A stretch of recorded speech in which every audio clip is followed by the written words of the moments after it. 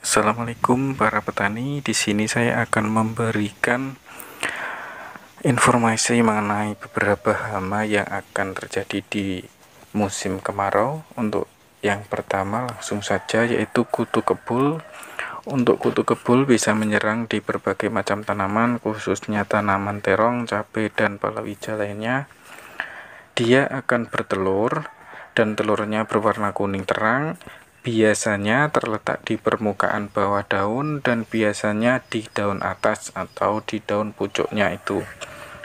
Untuk serangga betinanya lebih suka bertelur di daun yang terinfeksi virus mozaik atau gemini atau kuning dibandingkan dengan daun yang sehat. Kemudian untuk gejalanya, kerusakan daun, bercak daun, kemudian rusaknya sel jaringan daun yang disebabkan oleh niva atau bisa disebut sebagai bayi serangganya itu, dan kemudian tumbuh menjadi imago atau tumbuh dewasa yang menghisap cairan daunnya tadi. Untuk kutu kebul sendiri sangat berbahaya karena bisa bertindak sebagai vektor virus gemini. Kemudian untuk pengendaliannya saya merekomendasikan bahan aktif nitenpiram dan imidacloprid, kemudian propoxur, dan yang terakhir pimetrosin dan yang lainnya. Saya menyarankan hindari penggunaan pestisida secara berlebihan dan sesuai dosisnya saja. Karena kalau berlebihan dan tidak tepat sasaran, bisa mendorong meningkatnya populasi kutu kebulnya itu sendiri. Dan untuk pengendalian dengan pestisida nabati nanti saya akan jelaskan.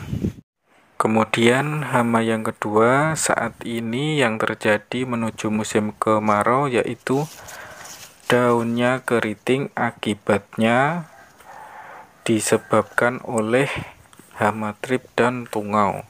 Untuk gejala awalnya daun bercak putih pada permukaan bawah daun, kemudian daun menjadi kaku, kemudian daun berwarna kecoklatan di dekat tulang daun, kemudian mengeriting dan menggulung, akhirnya keriting. Seperti gambar di video ini. Kemudian untuk pertumbuhan tanaman itu sendiri menjadi kerdil dan susah untuk berbunga. Selanjutnya untuk pengendaliannya bisa dilakukan pemotongan daun yang terserang, kemudian saya merekomendasikan bahan aktif abamectin, imidacloprid, kemudian chlorfenapir dan yang lainnya. Untuk pengendaliannya biasanya saya mixing dengan pupuk daun seperti pupuk ultradap. Agar daun terong yang terkena keriting tadi pulih kembali, maka dilakukan penyemprotan 1 minggu 1 kali dengan mixing pupuk daun ultradap tadi dengan salah satu bahan aktif yang saya rekomendasikan tadi. Untuk di tanaman cabai sangat susah untuk dipulihkan ketika terkena daun keriting ini atau terkena hama trip dan tungau ini. Akan tetapi untuk tanaman terong masih bisa dipulihkan dengan cara seperti tadi yang sudah saya jelaskan. Kira-kira seperti itu untuk hama yang kedua ini. Untuk hama trip sendiri ini bisa menyerang di tanaman terong, kemudian di tanaman cabai, kemudian bisa menyerang juga di tanaman tomat dan di tanaman palawija lainnya. Kemudian selanjutnya yaitu penyakit yang sangat sering terjadi di tanaman terong dan cabai yaitu virus gemini atau penyakit kuning. Untuk gejalanya, helai daun mengalami perubahan warna seperti di video ini, bisa dilihat sendiri. Untuk tanaman terong masih bisa berbuah, akan tetapi untuk tanaman cabai sulit berbuah. Untuk penyakit ini belum ada pestisidanya yang dapat mematikan virusnya itu sendiri. Jadi paling tepat yaitu pencegahan agar tidak menular ke yang lain. Seperti yang saya sudah jelaskan di awal, virus ini disebabkan dan ditularkan oleh hama kutu kebul. Jadi untuk pengendaliannya, pemangkasan daun yang sudah terinfeksi kemudian dibuang jauh dari area lahan, dan langkah selanjutnya yaitu penyemprotan pestisida untuk basmi kutunya. Dan saya merekomendasikan bahan aktif nitenpiram dan imidacloprid dalam satu merek.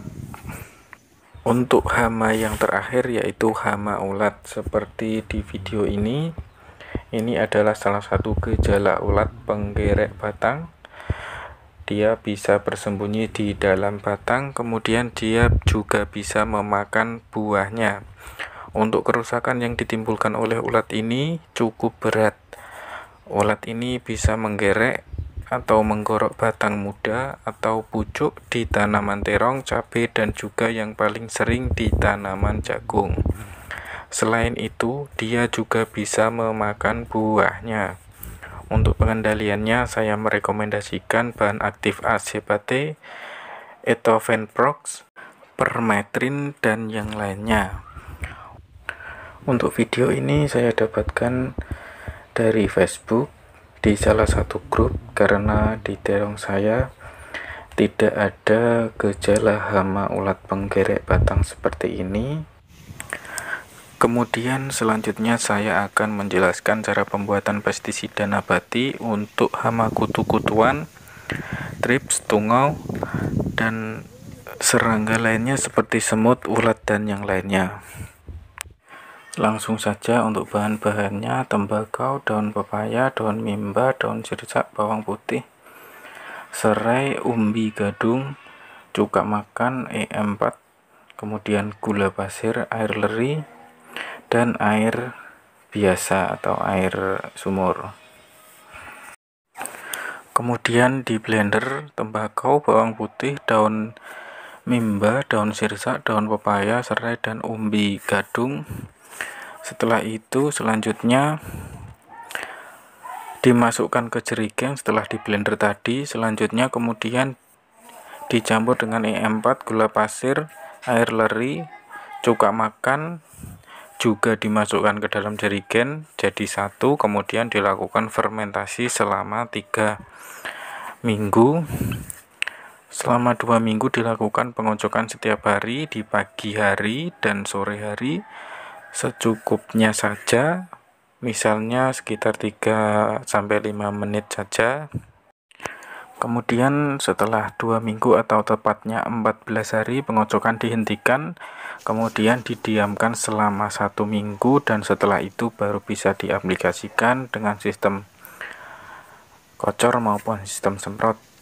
Untuk dosisnya 15 ml per liter, dan untuk penyemprotannya saya merekomendasikan sore sampai malam hari, karena pestisida nabati ini bersifat tidak bisa tahan lama jika terkena panas matahari.